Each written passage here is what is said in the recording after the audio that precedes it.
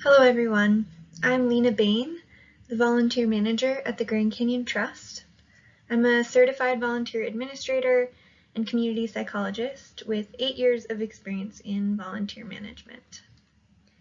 In my experience, I've found that volunteers are often underestimated and undervalued, and as a result, some organizations don't invest enough in developing quality volunteer programming. So today I'd like to share with you a brief but enthusiastic presentation on why you should care about volunteers' experiences and a few tools for your volunteer facilitation toolbox. Okay, so why is high quality volunteer facilitation important? Simply put, volunteers are critical to the success of many of our missions and projects. To give you some statistics on volunteers, Utah has the highest rate of volunteerism nationwide, with 40% of adults volunteering throughout the state in 2021. Volunteer time is worth about $28.54 per hour on average, so their time is quite valuable, and volunteers are almost twice as likely to donate to charity than non-volunteers. So there's a lot of potential there. If you're wondering, okay, cool, but I don't work directly with volunteers, I can guarantee that everybody in this room will work with volunteers in some form or fashion at some point in your career. So even if you don't work directly managing volunteers right now, chances are you're going to interact with them at some point. You'll probably see them at events, at board meetings, just around in the community. And you still have a responsibility to help volunteers feel welcome in your organization. All staff interactions with volunteers make a difference. And if you are directly facilitating volunteers, you should be enabled to do that well. Also, volunteers require a lot of resources, time, and effort. A coworker of mine used to joke that I ran the free labor department, which is funny, but totally untrue. Volunteers take quite a lot of work to onboard, train, facilitate, appreciate, and retain, just like paid staff. So the point of all this is that effective volunteer facilitation can build a stronger community of champions for your work. When volunteers have a great time, they tell their friends about it. When volunteers have a terrible time, they tell their friends about it. So by giving them a good experience, you can gain advocates and partners in your work. A quick outline on what to expect from this presentation. I'll offer some guiding lights, gratitude and respect, some organizational foundations, equity and inclusion considerations, steps for effective volunteer facilitation, and some resources. What this presentation is not going to include is how to build a volunteer program from scratch, or like a comprehensive review of all volunteer management practices. That's simply because I don't have time. So this is really just the highlights reel of the most important things I want to share that I've gained in my years in volunteer management that I think would be helpful for you. Our first guiding light is gratitude. Volunteers are not being paid. They're showing up because they believe in the work that you're doing, which is incredible when you think about it. Truly a gift. So everything that you do in facilitating volunteers should be grounded in gratitude for their time and their efforts. Some examples of how to show gratitude are to say thank you. This sounds really obvious, but you'd be surprised how many people fail to do this. You can offer a swag item if you're able to, like a sticker or a t-shirt. People love that. You could throw a party for volunteers at the end of the season or project or year. You could acknowledge benchmarks in service with a special pin, an invitation to an exclusive event. There's lots of ways to show gratitude, but it's something that should be at the center of all your interactions with volunteers. Our next guiding light is respect. Each volunteer comes with their own lifetime of unique experiences, skills, and knowledge, offering to help us accomplish our goals. That deserves respect. Sometimes I hear people say, oh, they're just a volunteer, or even I'm just a lowly volunteer. And it's really interesting to me that we don't value volunteers in the same way that we do people who are being paid for their work. I have this theory that it's kind of a reflection of our society where people are valued based off of the money associated with their role. So I encourage you to question your assumptions about volunteers just because they're a volunteer, and strive to offer them the same level of respect that you would to a colleague.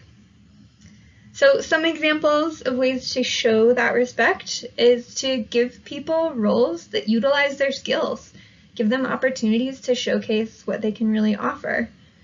Accept their feedback with humility and grace. Sometimes feedback is helpful, sometimes it's not, but regardless, you should show the appropriate appreciation for it. Don't make assumptions about people's ability or knowledge. In a pre-screening, before someone comes on as a volunteer, this can look like transparency about the expectations of the work they'd be expected to do, so that they can choose for themselves if it's the right role for them.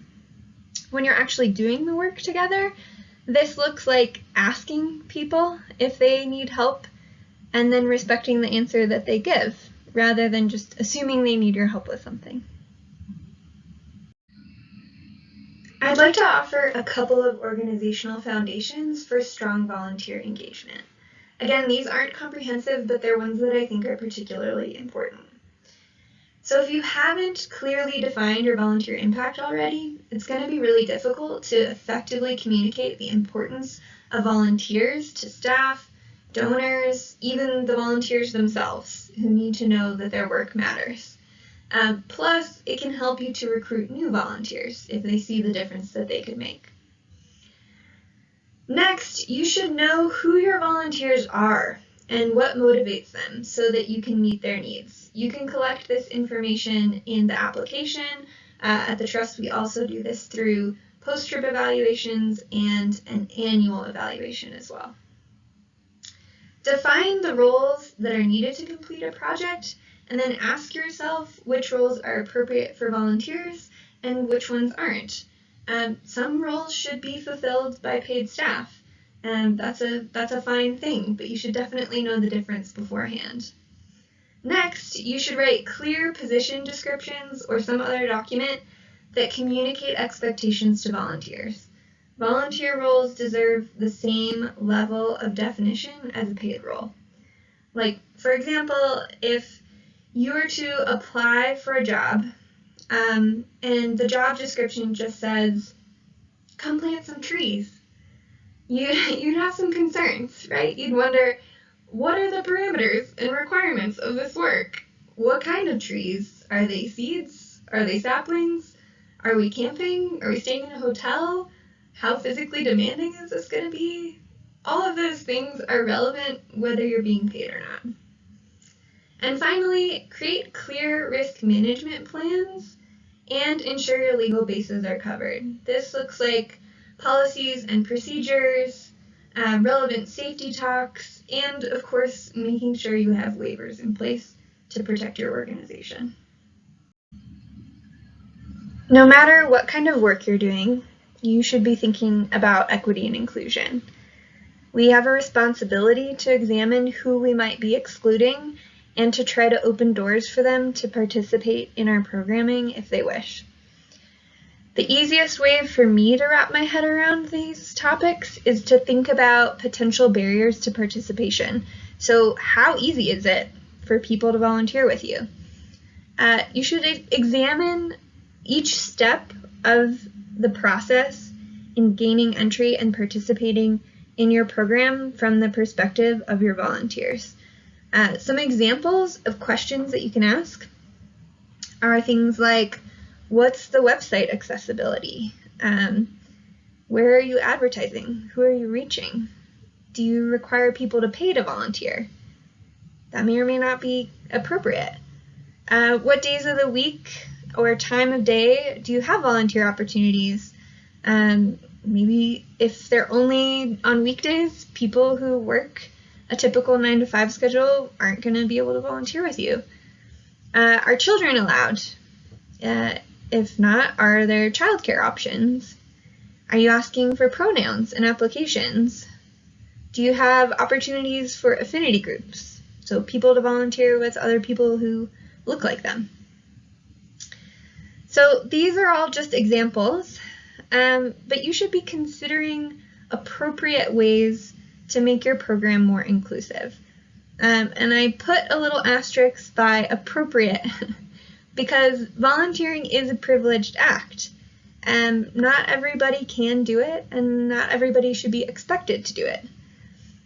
But we all should be doing our best, right? So to give you an example, at the Trust last year, we decided to offer childcare for some of our local day trips near Flagstaff. We didn't offer childcare on our multi-day 3 to 5 day trips because that just wasn't within our organizational capacity. And that's okay.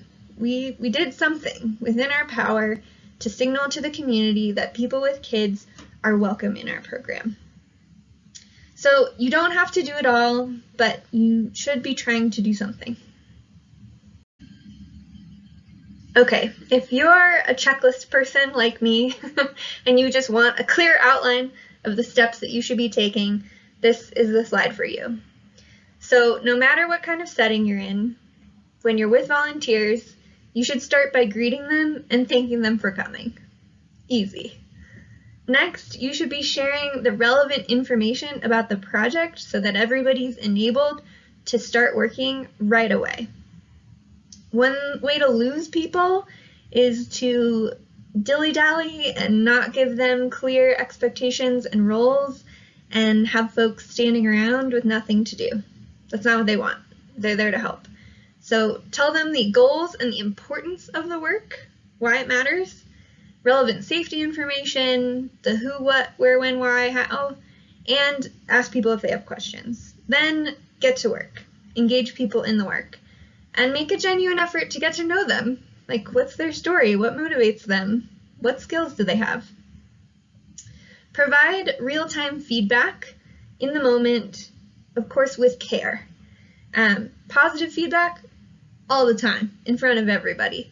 If it's more constructive feedback, be considerate of pulling them away from the group, but make sure that you offer them that, just as you would to someone who you're working with who's being paid, right? They want to be able to do the best at their job, so give them that gift of feedback. And then provide them with meaningful avenues to give you feedback. This can be informal, just through conversation. This can be in an evaluation, but they should have the opportunity. And then when they give that feedback, you should honor it and respect it. Thank everybody again and celebrate their accomplishments at the end of the project or workday or interaction. You just want to bookend with gratitude. And then finally, make sure that that volunteer coordinator or manager or whatever you call your volunteer leader is available as a resource both for staff and for volunteers throughout a project. Thank you for attending my presentation. I hope that it helped you reflect on how you view volunteers and gave you some helpful tidbits to put into action. If you'd like to volunteer with us at the Grand Canyon Trust, please visit our website, grandcanyontrust.org/volunteer. Please also note that at the time of this recording, many of our trips are waitlisted, but we will be posting more opportunities in mid-April of 2024. Thanks again.